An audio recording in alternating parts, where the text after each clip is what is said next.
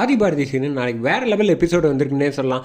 ஆதி வந்து சாரதாம்மா கிட்ட அதிரடியாக ஒரு முடிவை சொல்லிட்டாப்புல. அதை கேட்டு ஆடி போயிட்டாங்கன்னே சொல்லலாம். சாரதாம்மா மிஸ் பண்ணாமல் ஃபுல் வீடியோ கேளுங்க, செம பரபரப்பாக இருந்துச்சுன்னே சொல்லலாம். ஆதி வந்து பேச ஆரம்பிக்கிறாங்க. ஆமாம், நீ இப்படிலாம் செய்வேன்னு நான் நினச்சி கூட பார்க்கல அப்படின்னு சொன்னோன்னே, என்னப்பா சொல்கிற, உன் காதலை வந்து நான் ஏற்றுக்க மாட்டேன்னு நான் சொன்னேன், நான் தாராளமாக ஏற்றுக்கிறேன்னு தான்ப்பா சொல்லியிருக்கேன். அந்த பொண்ணு வந்து உன்னை ஏற்றுக்கலைன்னா அதுக்கு வந்து விதி விட்ட வெளி, அதை விட்டுட்டு நீ ஏன் தப்பாக நினச்சிக்கிட்டு இருக்க, அதை பொண்ணை தூர போட்டுட்டு வேறு வேலையை இருந்தால் பார்க்க வேண்டியது தானே. அம்மா, நீ ஏம்மா பாரதி கிட்டே பேசுகிற அப்படின்னு அதிரடியாக கேட்க ஆரம்பித்தோன்னே அதிர்ச்சி ஆகிட்டாங்க. இங்கே பாரு ஆதி, ஒன்று சொல்கிறேன்னு தெரிஞ்சுக்க, பாரதி வந்து கொஞ்சம் கூட தகுதியே இல்லாத பொண்ணு. அதுவும் ஓ ரேஞ்சுக்கு தராதரத்துக்கும் நம்ம ஸ்டேட்டஸுக்கும் சொசைட்டியில் அவளை கல்யாணம் பண்ணி வைக்கிறதுக்கு நான் என்ன எந்த தைரியத்தில் நீ முடிவெடுத்த அவளெல்லாம் நான் வந்து மருமகளாக ஏற்றுப்பேன்ட்டு கொஞ்சம் கூட கூச்சமே இல்லையா உனக்கு அப்படின்னு சொன்னோன்னா, நிறுத்துங்கம்மா, பாரதியை பற்றி உங்களுக்கு என்ன தெரியும்? அவள் எவ்வளோ நல்ல பொண்ணு தெரியுமா? இன்னும் சொல்ல போனால் வந்து நீங்கள் இப்படிலாம் பேசுவீங்கன்னு அவங்க வந்து என்கிட்ட ஒரு வார்த்தை கூட சொல்லலை தெரியுமா அப்படின்னு சொன்னோன்னே, சும்மா நடிக்காத, என்கிட்ட பேசக்கூடாது சொல்ல மாட்டேன் ஆதிக்கிட்டேன்னு சொல்லிட்டு போட்டு விட்டுட்டாள் அவங்ககிட்ட. அவள் வந்து இப்போ இதுலேயே தெரியுது அவள் எந்த மாதிரி பொண்ணு அப்படின்னு சொன்னால், நிறுத்துங்கம்மா, இங்கே பாருங்கள், பாரதியை பற்றி தப்பாக பேசுகிற வேலை வச்சுக்காதீங்க. இப்போ வரைக்கும் இந்த நிமிஷம் வரைக்கும் நீங்கள் தான் சொன்னீங்கிற வந்து அவங்க என்கிட்ட எதுவுமே சொல்லலை. அது மட்டும் இல்லாமல் எனக்கு தாம்மா பாரதியை பிடிச்சிருக்கு, அவங்க இன்னும் என்னை வந்து பிடிச்சிருக்குங்கிற ஒரு வார்த்தை கூட இந்த நிமிஷம் வரைக்கும் சொல்லலை தெரியுமா.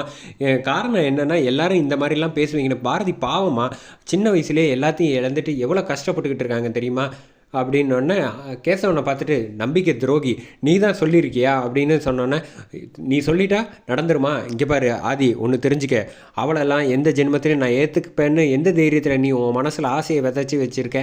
இதெல்லாம் நடக்காது, நான் நடக்கவும் விட மாட்டேன். நாளைக்கு நம்ம ஊரை விட்டு கிளம்புறோம் அப்படின்னோடனே, அம்மா, நம்ம வேணால் ஊரை விட்டு கிளம்பலாம், ஆனால் வந்து ஒன்று சொல்கிறேன் தெரிஞ்சுக்க, நான் பாரதியை மறந்துடுவேன்னு நீ நினச்சியோ அது ஒரு மாபெரும் தப்பு.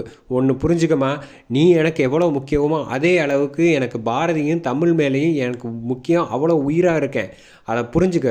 எக்காரணம் கொண்டும் வந்து என் வாழ்க்கையிலேருந்து பாரதியும் தமிழையும் பிரிக்க முடியாது. நான் வேற ஒரு எந்த பொண்ணையும் கல்யாணம் பண்ணிக்க மாட்டேன் அப்படின்னு சொல்லிட்டு நீ நினச்சது ரொம்ப தப்பான முடிவு. அதை கூடி சீக்கிரமே புரிஞ்சுப்ப. நீ வந்து ஒரு தங்கத்தை வந்து தவற விட்டுட்ட. பாரதி மாதிரி ஒரு பொண்ணை நீ இந்த உலகத்தில் எங்கே தேடினாலும் கிடைக்காது, அதை முதல்ல புரிஞ்சுக்க அப்படின்னு சொல்லிட்டு ஆதி அங்கேருந்து கிளம்பி போயிடுறாங்க. அப்படியே பயந்துக்கிட்டே கேசவன் வந்து ஆதி பின்னாடியே போயிடுறாங்க. அடுத்த வீட்டில் வந்து வாசு ஃபோட்டோ முன்னாடி வச்சுட்டு தமிழ் வந்து அழுகுறாங்க. அப்பா, நீ எனக்காக எது டிராயிங் வரைஞ்சி கொடுக்குற மாதிரி, என்னை சந்தோஷப்படுத்துகிற மாதிரி ஐஸ்கிரீம் வாங்கி கொடுக்குறதுலேருந்து எல்லாமே நீ எது சொன்னாலும் நீ கேட்ப இல்லைப்பா. நீ போனதுக்கு அப்புறமேட்டுக்கு ஆதி வந்து எனக்கு நீ கூட இருக்கிற மாதிரியே ஒரு ஃபீலாக இருந்துச்சு. இப்போ என் ஃப்ரெண்டை வந்து பார்க்கக்கூடாது பேசக்கூடாதுன்னு அம்மாவும் சொல்கிறாங்க, அதே மாதிரி அவங்க அம்மாவும் ஃப்ரெண்டோட அம்மாவும் சொல்கிறாங்க.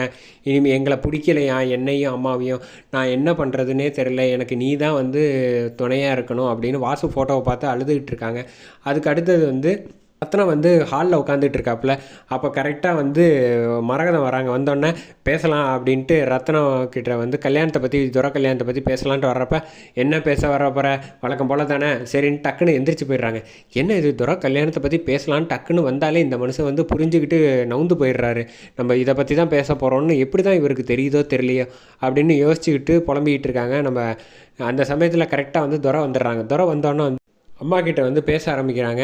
ஏம்மா, இந்த கல்யாணத்தை பற்றி ஜோசியரை பார்த்து முடிவு எடுக்கலான்னு சொன்னீங்க, நீ இப்போ தான் எடுக்க போறியோ அப்படின்னோடனே, நான் எப்படிடா எடுக்கிறது, உங்கள் அப்பா பேசணும்னு நினச்சாலே உன்னை பற்றி பார்த்தாலே தெரிஞ்சுக்கிறாங்க, நீ பண்ணுற வேலையெல்லாம் அப்படி தான் இருக்குது, அதனால் அவருக்கு வந்து கல்யாணம் பண்ணி கொடுக்க இஷ்டமே இல்லை அப்படின்னோடனே, நான் என்னப்பா பண்ணுறது, இந்த ஆதி வந்து அவங்க 2 பேர்கிட்ட மனசை வந்து கெடுத்து வச்சுருக்கான், நான் என்ன செய்ய அப்படின்னு சும்மா நிறுத்துறா. அவன் வந்து அவ்வளோ பாசமாக வந்து நீ என்னென்னமோ செய்யணுங்கிறதெல்லாம் அவன் செஞ்சு வச்சுருக்கான். அதனால் தமிழும் பாரதியும் அவன் மேலே உயிராக இருக்காங்க. நீ ஏதாவது செஞ்சுருக்கியா இப்போ வரைக்கும்? ஏதாவது ஒன்று பண்ணிக்கிட்டு தள்ளாடிக்கிட்டே வந்துக்கிட்டு இருந்தால் எப்படி வீட்டில் வந்து ஏற்றுப்பாங்க? நீ முதல்ல வந்து, அம்மா, நான் சொல்கிறத புரிஞ்சுக்கம்மா, நானும் மாறணும்னு தான் நினைக்கிறேன், பட் மாற முடியலை. நீ வந்து முதல்ல கல்யாணத்தை பண்ணி வை, அதுக்கப்புறம் மாறுவேன்னோ என்னமோ தெரில அப்படின்னு சொல்லிட்டு அங்கேருந்து போயிடுறாங்க. இங்கே ரத்னம் வந்து எப்படி சமாளிக்கிறது அப்படின்னு தெரியாமல் யோசிச்சுட்டு இருக்காங்க. இவ்வளோ கேட்டுக்கிட்டே இருக்கா, எவ்வளோ நாள் தான் நம்மளும் தள்ளி போடுறது அப்படின்னு ஒரு செகண்ட் யோசிச்சுட்டு இருக்காப்புல. அதே சமயத்தில் இந்த பக்கம் வந்து வந்து ஐடியா பண்ணிட்டு அவங்க ஃப்ரெண்ட்ஸு கூட வந்து மறுபடியும் தள்ளாடுற மாதிரி பண்ணுறதுக்கு பண்ணிக்கிட்டு இருக்காங்க. அப்போ வந்தோடனே, என்னடா கல்யாணத்துக்கு அப்புறமேட்டுக்கு முன்னாடி இதுலேருந்து நிப்பாட்டிட்டேன்னு சொன்னால் இப்போ இங்கே வந்திருக்க அப்படின்னோடனே, என்ன பண்ணுறது, என் வாழ்க்கையில் வந்து இந்த ஆதிங்கிறவன் வந்து ரொம்ப டார்ச்சர் பண்ணுறான். முதல்ல ஒன்று அடித்தானே அவன் தான்டா இப்போ வந்து என்னை வந்து பாரதியை வந்து அவன் விரும்புகிற மாதிரி தெரியுது. இப்போ இவனால் எனக்கு கல்யாணம் நடக்க முடியாத லெவலுக்கு ஆக போகுது, என்ன பண்ணுறதுன்னே தெரில அப்படின்னு யோசிச்சுட்டு இருக்கான். இப்போ நீ ஒன்றும் கவலைப்படாத, அவனை எப்படியாவது மேலே அனுப்பணும் அப்படின்னு துறை அதிரடியாக முடிவு பண்ணுறாங்க. ஓ, அவ்வளோதானே விஷயம், நாளை காலையில் அவன் வந்து இந்த மேலே போயிடுவான், கவலைப்படாத அப்படின்னு. நிஜமாக தான் சொல்கிறேன், நிஜமாக தான் சொல்கிறான்னு இவங்க எல்லாரும் வந்து பேசிக்கிட்டு இருக்காங்க. இப்போ வந்து அடுத்த நாள் காலையில் வந்து ஆதி வந்து கோயிலுக்கு வர போகிறாங்க. அதோட எபிசோடு வந்து சூப்பராக முடிக்கிறாங்கன்னே